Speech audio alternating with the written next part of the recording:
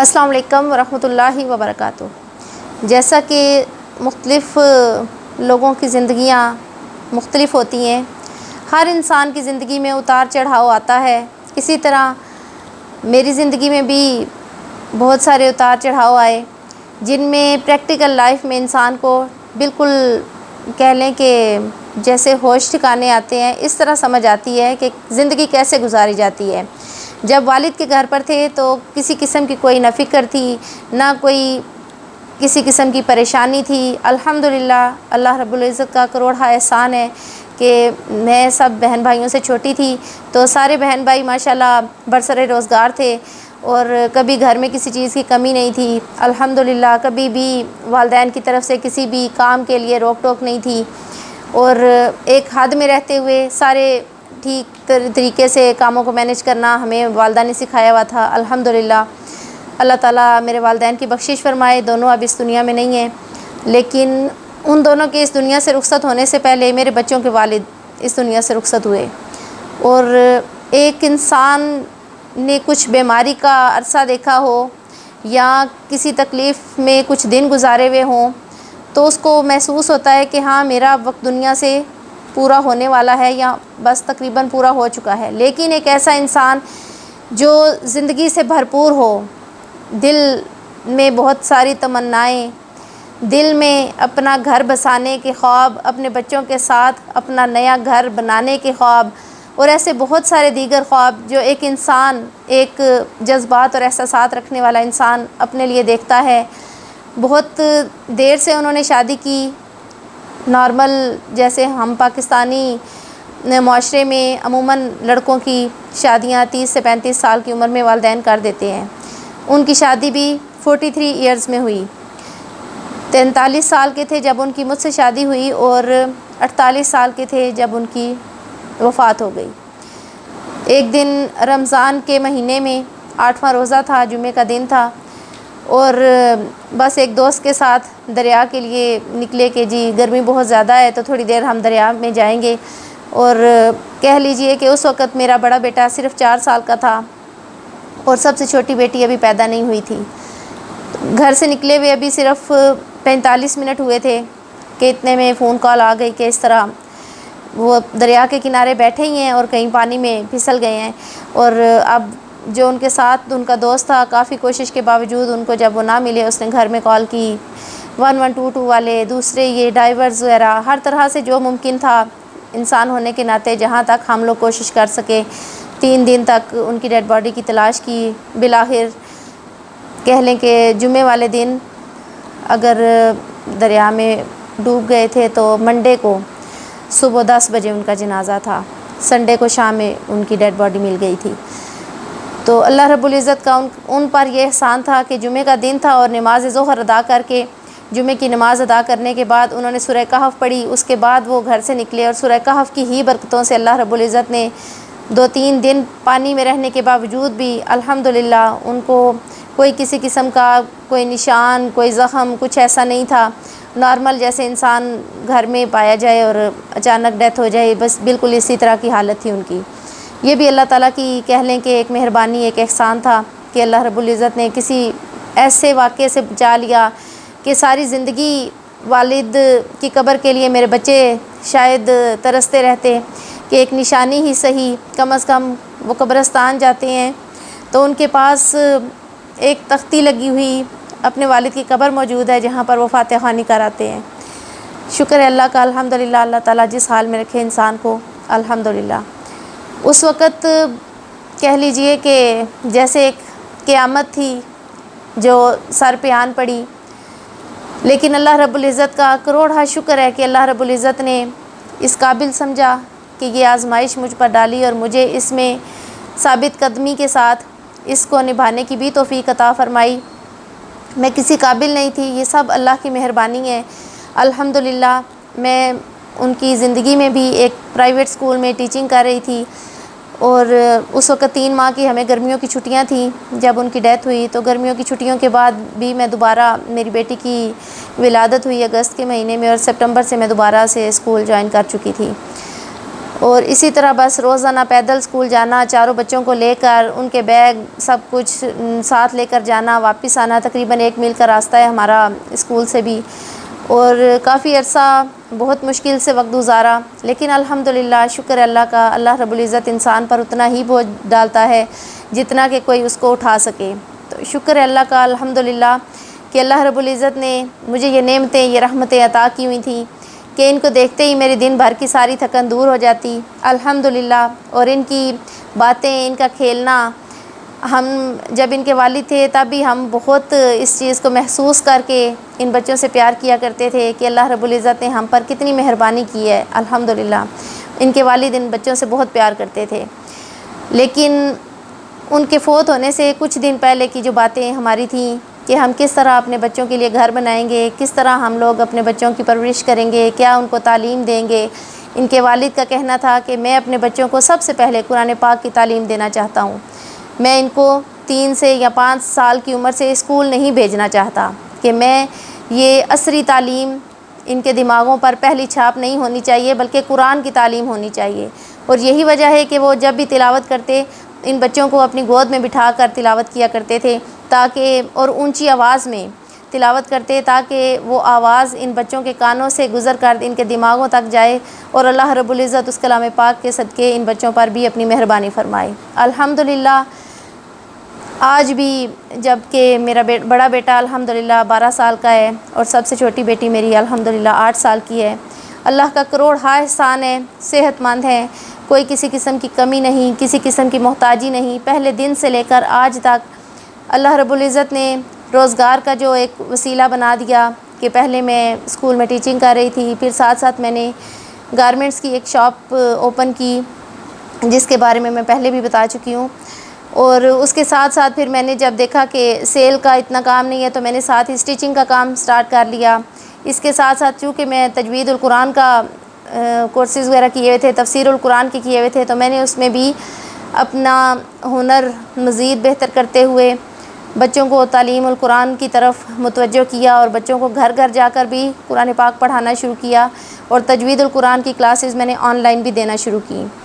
اللہ کا کروڑ شکر ہے، میں اس دن کو کبھی نہیں بھولتی جب ہم صرف ایک کمرے کے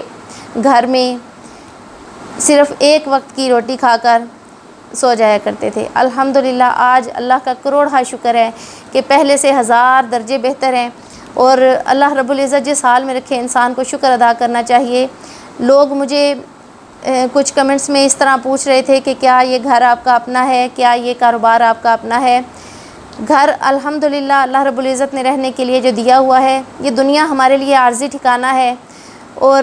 میں نے اپنے بچوں کے والد کے ساتھ جو اپنا گھر بنانے کا ارادہ کر رکھا تھا وہ اسی دن ترک کر دیا تھا جس دن ان کی ڈیتھ ہوئی تھی، جس دن ان کا انتقال ہوا تھا، کیونکہ انہوں نے جس طرح جس خوبصورتی سے اپنے گھر کی وہ منظر کشی کی کہ اس طرح صحن ہو، اس طرح کمرے ہوں، سارا کچھ، وہ ان کے خواب ہی رہ گئے۔ میں نے اس دن سے اپنے گھر کے خواب دیکھنا چھوڑ دیے،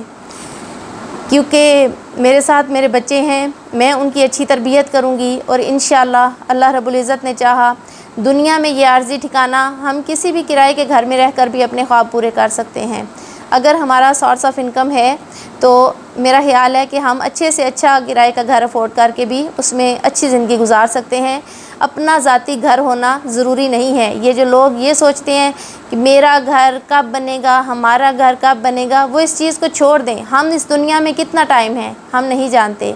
ہو سکتا ہے ہم بڑی محنت سے ساری زندگی کی ایفرٹ کر کے وہ گھر تو تعمیر کر لیں، لیکن اس میں بسنا اللہ رب العزت ہمیں نصیب نہ کرے۔ تو اس لیے جہاں بھی رہ رہے ہیں الحمدللہ اللہ رب العزت کا شکر ادا کرتے ہوئے، اللہ کی رضا میں صبر کرتے ہوئے وقت گزاریں۔ اللہ رب العزت انشاءاللہ اس دنیا میں ایسے گزارا ہوئے وقت کے بدلے میں جنت میں بہترین گھر عطا فرمائے گا جو کہ ابدی اور تا حیات ہے۔ انشاءاللہ آپ لوگوں سے بھی میری گزارش تھی کہ جس قدر میں اپنی زندگی میں ایفرٹ کر سکی ہوں میں نے کی ہے، اور یہ کسی پر کوئی احسان نہیں تھا، نہ ہی میرے اپنے بچوں پر کوئی احسان تھا، ایک ماں ہونے کے ناطے یہ میرا فرض تھا، اور یہ خودداری میری والدہ نے مجھے سکھائی۔ انہوں نے کہا کہ اگر آپ نے ایک دن بھی کسی دوسرے سے مدد لے کر اپنے بچوں کو کھلانا پلانا شروع کر دیا تو آپ کو یہ عادت پڑ جائے گی۔ اس لیے جیسے آپ اپنے شوہر کے ہوتے ہوئے کام کاج کر رہی تھیں، آپ ایسے ہی اپنا کام کاج جاری رکھیں۔ جہاں آپ کو محسوس ہو کہ آپ کمزور پڑ رہی ہیں، کیونکہ انسان ہونے کے ناطے ہم تھک بھی جاتے ہیں، ہم گھبرا بھی جاتے ہیں، ہم اپنے مسائل سے بھاگنے کے لیے راہ دیکھ رہے ہوتے ہیں۔ تو ایسی صورتحال میں میری والدہ نے کہا کہ آپ کے ماشاءاللہ 4 بھائی ہیں،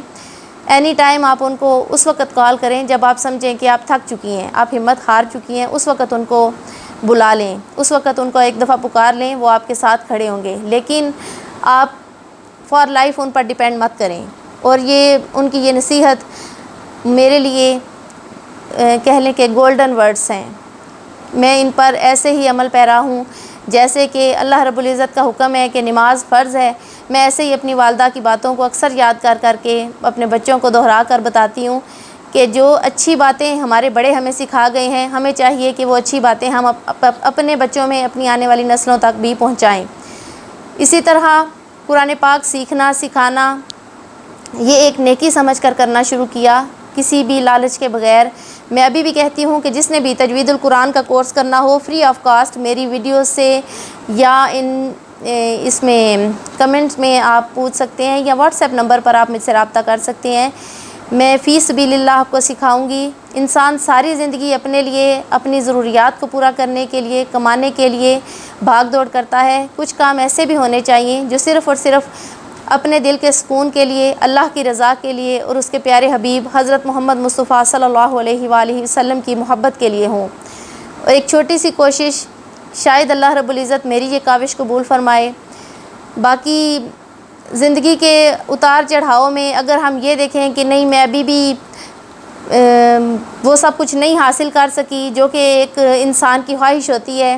تو آپ یقین جانیں کہ مجھے اس سے آگے کی کوئی خواہش نہیں ہے کہ میں جس گھر میں ابھی رہ رہی ہوں اس سے بھی بڑا گھر ہو یا مجھے اس سے بھی بڑھ کر کچھ چاہیے، کیونکہ میں نے بہت برے حالات بھی دیکھے ہوئے ہیں۔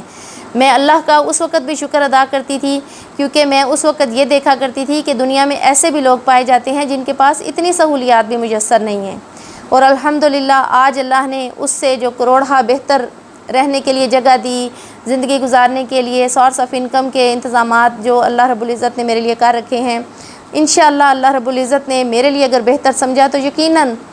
وہ بے پرواہ ہے، بے نیاز ہے، وہ عطا کرنے پر آتا ہے تو بے حساب نواز دیتا ہے۔ تو جس قدر اس نے مجھے بن مانگے عطا کر رکھا ہے، انشاءاللہ وہ آگے بھی نوازے گا۔ لیکن اگر اللہ رب العزت کی طرف سے مجھ گناہ گار پر کوئی آزمائش ہوگی تو میری پوری کوشش ہوگی کہ میں صبر کے ساتھ اس آزمائش سے ثابت قدمی کے ساتھ گزر جاؤں، نہ کہ میں اس کا واویلا کروں اور نہ ہی میں اس میں کسی کے لیے آہ و بکا کروں کہ میں فلاں کی وجہ سے برباد ہو رہی ہوں یا فلاں نے میری ہیلپ نہیں کی، ہرگز نہیں۔ جب آپ کا سہارا صرف اللہ ہے تو حسبنا اللہ و نعم الوکیل پڑھ کر اگر حضرت ابراہیم علیہ السلام آگ میں چھلانگ لگا سکتے ہیں تو ہم گنہگار بھی انہی کی اولادیں ہیں انشاءاللہ۔ بے شک وہ نبی تھے، ان کے لیے آزمائشیں بھی بڑی تھیں۔ ہم گنہگاروں کو اللہ رب العزت نے ہمارے حساب سے ہی آزمائشوں میں ڈالا ہے، تو ہمارے لیے بھی بے شک اللہ رب العزت کی ذات ہی کافی ہے، الحمدللہ۔ یہ بھی اصل میں ہماری والدہ کی ہی تربیت تھی۔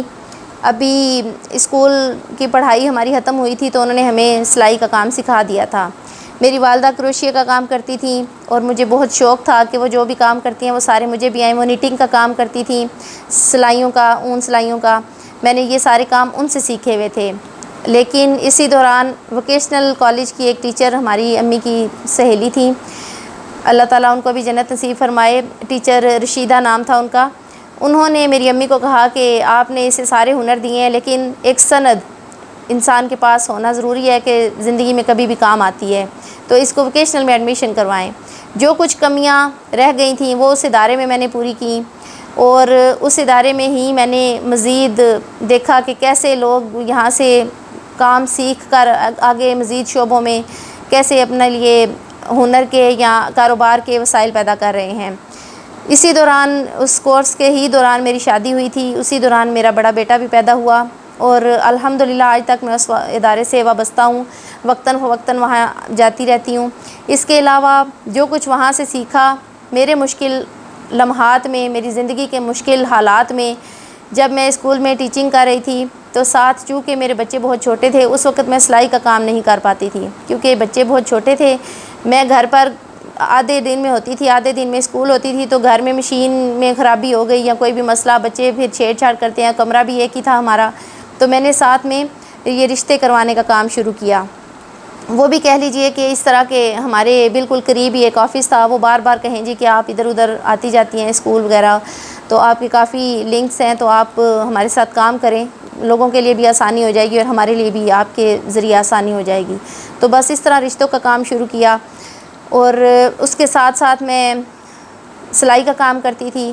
وہ جب جب مجھے فرصت ہوتی تو میں ساتھ ساتھ ایک دو سوٹ سی لیے کسی کے. تو چلیں، جو اللہ رب العزت نے ہمیں ہنر دے رکھا تھا تو اس سے بھرپور فائدہ اٹھایا الحمدللہ. اس کے ساتھ ساتھ مجھے وقتاً فوقتاً، چونکہ میں بہت وقت پیدل چلی ہوں، بہت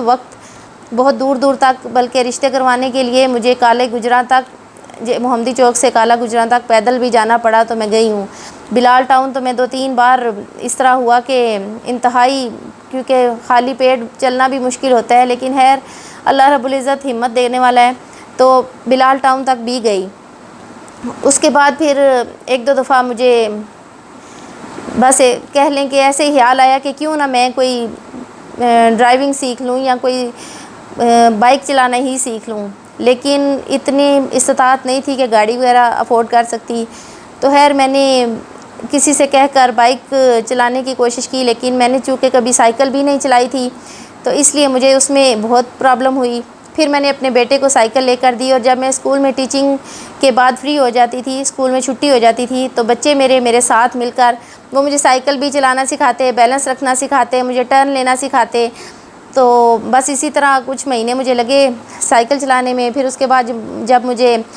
سائیکل کے ساتھ کہہ لیں کہ راستوں میں مینج کرنا آ گیا، تو پھر ہم لوگ صبح سویرے فجر کی نماز کے بعد میں اور میرے دونوں بیٹے، دوسری سائیکل چھوٹے بیٹے کو لے کر دی، تو یہ دونوں بھائی ایک سائیکل پر اور دوسری سائیکل پر میں ہوتی، اور پورا ہم روڈس گھوم پھر کے آتے تاکہ مجھے روڈ کانفیڈنس بحال ہو، ذرا ٹرنز وغیرہ کیسے لینے ہیں. تو یہ سارے کہہ لیں کہ مجھے اور میرے بچوں دونوں کو سیکھنے کی ضرورت تھی کیونکہ بچے بھی چھوٹے تھے. تو خیر کچھ ٹائم اس میں لگ گیا. پھر اس کے بعد میں نے ایک اسکوٹی لی. اسکوٹی کافی ٹائم، تقریباً 3 سال چلائی میں نے، لیکن اس وقت میری بیٹیاں چھوٹی تھیں، وہ اس پر ہم لوگ مینج کر لیتے تھے. پھر بعد میں بیٹیاں بڑی ہو گئیں اور بیگ بھی ساتھ ہوتے، میں نے ان کو اسکول چھوڑنا ہوتا تھا، تو اس وجہ سے پھر میں نے اسکوٹی چینج کر کے 70 موٹر سائیکل لے لیا.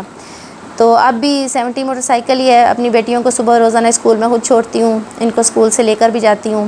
اور اپنی شاپ پر بھی ڈیلی اپنے گھر سے شاپ تک بائک پر ہی آتی جاتی ہوں. اس کے علاوہ بازار وغیرہ کوئی کام ہو یا ادھر ادھر شہر کے اندر ہی، کیونکہ میری جتنی ضرورت ہے اللہ رب العزت نے اتنی سہولت دے رکھی ہے، تو اس سے زیادہ کی ضرورت نہیں تھی، اس لیے شکر اللہ کا الحمدللہ.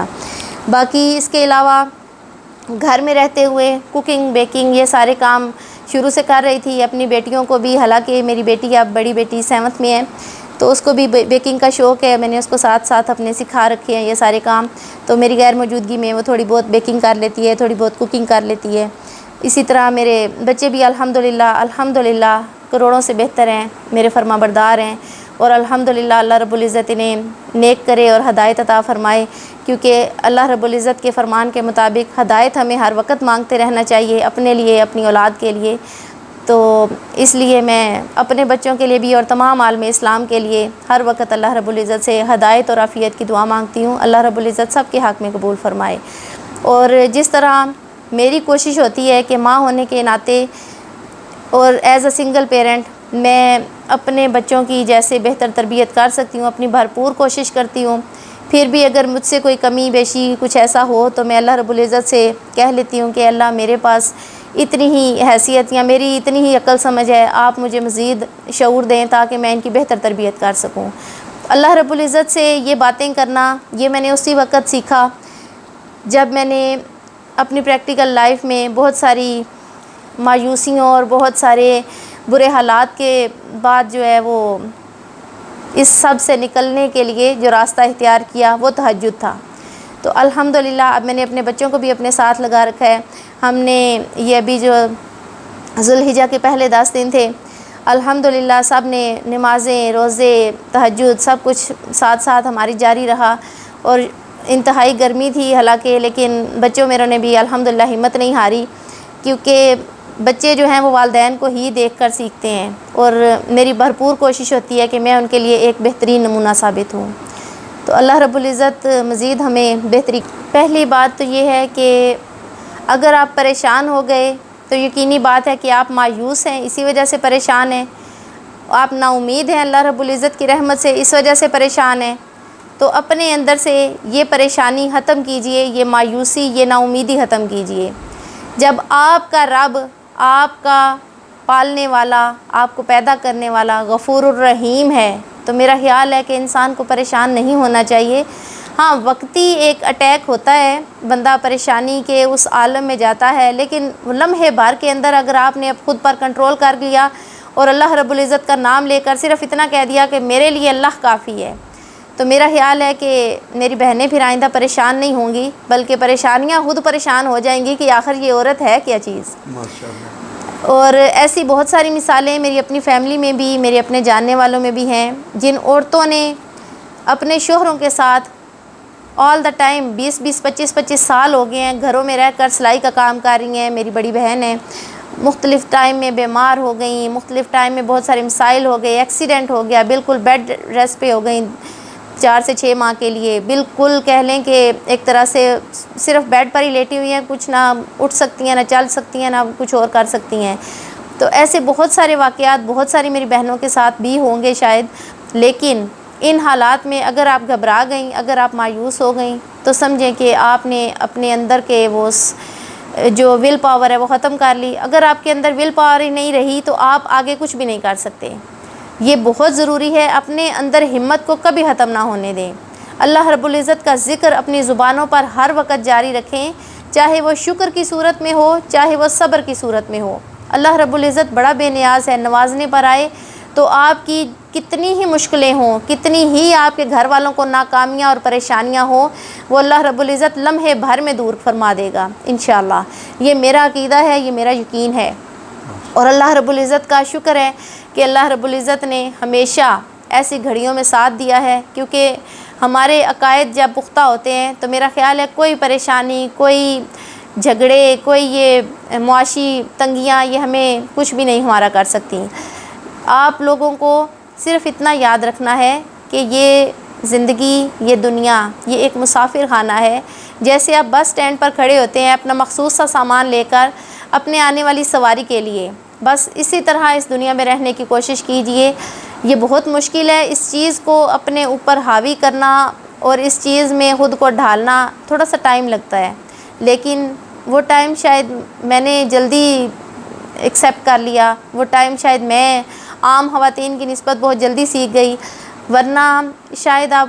45 سے جب اوپر ہو جاتے ہیں تو یہ چیز آٹومیٹیکلی آپ میں آ جاتی ہے، لیکن کرنے کی چیز یہ ہے کہ آپ 35 میں ہی یا 25 میں یہ سیکھ لیں تو کمال مہارت یہ ہوتی ہے۔ اجر اور ثواب اس ایج میں ہے سارا۔ میں یہ نہیں کہتی کہ جن کو 45 میں آ رہا ہے تو وہ ان کو کوئی ثواب یا اجر نہیں ہے، وہ ان کا صبر جو ہے وہ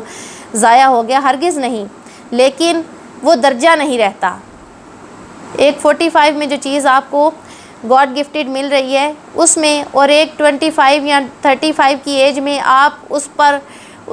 اس میں خود کو ڈھال رہے ہیں زبردستی، اپنے دل کو مار کر یا اپنی خواہشوں کو ضبط کر کے، ایک اس چیز میں اور اس میں بہت فرق ہے۔ یہ چیزیں آپ لوگوں نے ضرور اپنے ذہن میں رکھنی ہے۔ دوسری وہی چیز، اللہ کا کوئی بھی ذکر ہے، چاہے وہ صرف الحمدللہ ہے، چاہے وہ صرف سبحان اللہ ہے، آپ خلوص نیت کے ساتھ، محبت کے ساتھ پڑھتے رہیے۔ اللہ رب العزت کو میرے خیال میں یہ کہنے کی ضرورت نہیں پڑتی کہ اے اللہ ہمیں یہ پریشانیاں ہیں، کیونکہ وہ ہمارا پالنے والا ہے۔ آپ اگر ماں ہیں تو آپ کو معلوم ہوتا ہے کہ آپ کے بچے میں کیا خوبیاں ہیں، کیا خامیاں ہیں، اور اللہ رب العزت کی محبت ایک ماں سے 70 گنا زیادہ ہے۔ جب ماں کو معلوم ہوتا ہے تو اللہ رب العزت کیسے بے خبر رہ سکتا ہے، جو کہ خدا ہے اس کائنات کا، جس نے ہر مخلوق کو تخلیق کیا ہے۔ بس اپنے اندر کے یقین کو پختہ رکھیے، اللہ رب العزت سے دعائیں کرنا کبھی بھی مت چھوڑیے۔ ہو سکتا ہے کہ اللہ رب العزت کی طرف سے جو آزمائشیں، جو پریشانیاں آپ پر آئی ہیں، اللہ رب العزت ان آزمائشوں کو آپ پر لایا ہی اسی وجہ سے ہو کہ وہ آپ سے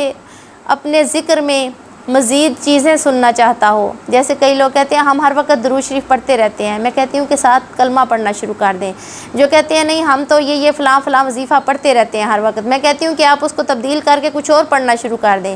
ہو سکتا ہے کہ جو آپ کہہ رہے ہیں کہ اللہ الصمد اللہ الصمد اللہ الصمد، لیکن اب اللہ تعالیٰ سننا چاہ رہے ہوں استغفر اللہ استغفر اللہ استغفر اللہ. آپ بدل کر اللہ کے ذکر کرتے رہیں، بدل کر اللہ کے مختلف ناموں کو بولتے رہیں، بدل کر مختلف ناموں سے اللہ کو پکارتے رہیں. الحمدللہ کہ اللہ رب العزت کے جتنے بھی نام ہیں ہر نام کے اندر برکتیں اور فضائل چھپے ہوئے ہیں، اور اللہ رب العزت نے چاہا تو آپ انشاءاللہ ہر وظیفے کو